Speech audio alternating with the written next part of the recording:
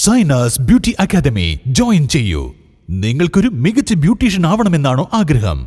3 മാസത്തെ diploma course government അംഗീകൃത സർട്ടിഫിക്കറ്റോടുകൂടി വിദഗ്ധരായ അധ്യാപകരുടെ നേതൃത്വത്തിൽ നിങ്ങളുടെ ആഗ്രഹവും ഞങ്ങളിലൂടെ സഫലമാക്കാം.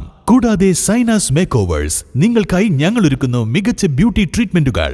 Bridal makeup, party makeup, fashion makeup, എല്ലാവിധ സ്കിൻ ട്രീറ്റ്മെന്റുകളും, ഹെയർ ട്രീറ്റ്മെന്റ്, സെമി പെർമനന്റ് മേക്കപ്പുകളായ മൈക്രോ നീഡിലിംഗ്, കൂടാതെ വാക്സ് റിമൂവൽ, സ്പാ ട്രീറ്റ്മെന്റുകൾ തുടങ്ങിയ സേവനങ്ങൾ അത്യാധുനിക മിഷനറികളുടെ സഹായത്തോടുകൂടി ഞങ്ങളുടെ മികച്ച ടെക്നീഷ്യന്മാർ ചെയ്തു നൽകുന്നു. Feel the difference. Zainas beauty academy and Zainas makeovers, new bus stand, Nilambur. Panambilavu പാലം പുനർനിർമ്മാണോദ്ഘാടനം മന്ത്രി പി.എ. മുഹമ്മദ് റിയാസ് നിർവഹിച്ചു. ഏറനാട് മണ്ഡലത്തിലെ പനമ്പിലാവ് പാലത്തിന്റെ പുനർനിർമ്മാണോദ്ഘാടനം പൊതുമരാമത്ത് മന്ത്രി പി.എ. മുഹമ്മദ് റിയാസ് ഓൺലൈനായി നിർവഹിച്ചു. 5 വർഷം കൊണ്ട് 50% പൊതുമരാമത്ത് റോഡുകൾ BMNBC ആക്കണമെന്നാണ് ലക്ഷ്യം വെച്ചത്. ഇപ്പൊ അത് 60% ആയി എന്ന സന്തോഷവരെ അറിയിക്കുകയാണ്.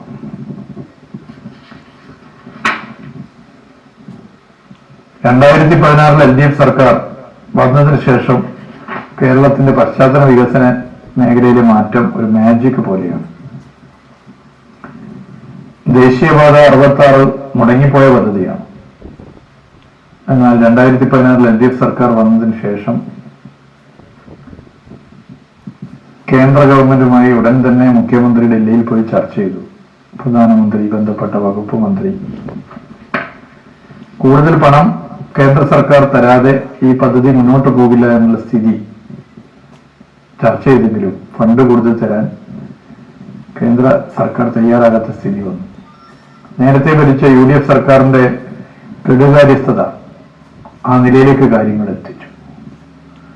National highway authority of India ആണെങ്കിൽ അന്ന് ഓഫീസും കൂട്ടി പോയതാണ്. അപ്പോ നഷ്ടപ്പെട്ട ഒരു പദ്ധതി പുനരുജ്ജീവിപ്പിക്കാൻ വേണ്ടി ഇന്ത്യയുടെ ചരിത്രത്തിൽ ആദ്യമായി സംസ്ഥാന സർക്കാർ ദേശീയപാത വികസനത്തിന് പണം ചെലവഴിക്കാൻ തയ്യാറായി. 2016 LDF സർക്കാർ വന്നതിനു ശേഷം പശ്ചാത്തല സൗകര്യ വികസനത്തിൽ നടന്നത് മാജിക്കാണെന്ന് അദ്ദേഹം വീഡിയോ സന്ദേശങ്ങളിൽ പറഞ്ഞു. മേൽപ്പാലങ്ങളുടെയും റോഡുകളുടെയും വികസനത്തിൽ കേരളം കൈവരിച്ച നേട്ടങ്ങൾ ജനങ്ങൾക്കറിയാം. ദേശീയ ഹൈവേ വികാസത്തിന് വേണ്ടി 5550 കോടി സർക്കാർ ചെലവഴിച്ചു. മലയോര ജനതയുടെ സ്വപ്നമായ മലയോര ഹൈവേ 1600 കിലോമീറ്റർ പിന്നിട്ടു.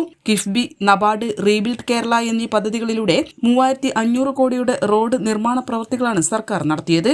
കേരളത്തിലെ റോഡ് വികസനം ലോകം അംഗീകരിക്കുന്ന തലത്തിലേക്ക് ഉയർന്നു. ഏറ്റവും കൂടുതൽ റെയിൽവേ മേൽപ്പാലങ്ങൾ നിർമ്മിച്ച കാലമാണ് ഇത്. ടൂറിസം മേഖലയിൽ സർക്കാർ റെസ്റ്റ് ഹൌസിലെ ഓൺലൈൻ ബുക്കിംഗ് മുഖേന 32 കോടിയിലധികം രൂപ വരുമാനം ലഭിച്ചു. കിഫ്ബി ഫണ്ട് മുഖേന PWDയിൽ 528 പദ്ധതികൾക്ക് 46,145 കോടി രൂപ ചിലവഴിച്ചെന്നും 30 കൊല്ലത്തിനു ശേഷം പ്രാവർത്തികമാവേണ്ട പദ്ധതികളാണ് ഇപ്പോൾ യാഥാർത്ഥ്യമാക്കിയതെന്നും അദ്ദേഹം പറഞ്ഞു.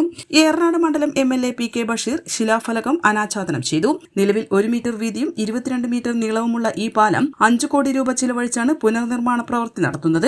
വീതി 11 മീറ്ററും ഇരുവശത്ത് 1.5 മീറ്റർ വീതിയിൽ കാൽനടപ്പാതയോടുകൂടി 7.50 മീറ്റർ കാരേജ് വേയും നൽകിയാണ് പുതിയ പാലം വിഭാവനം ചെയ്തിട്ടുള്ളത്.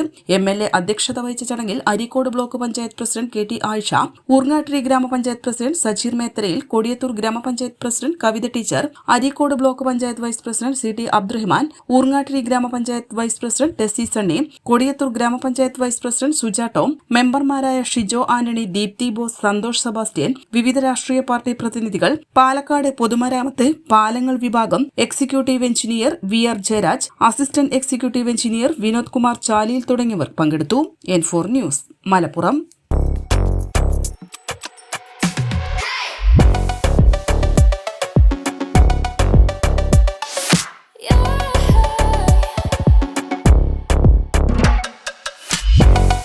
Fashion ranging from ₹19 to ₹999.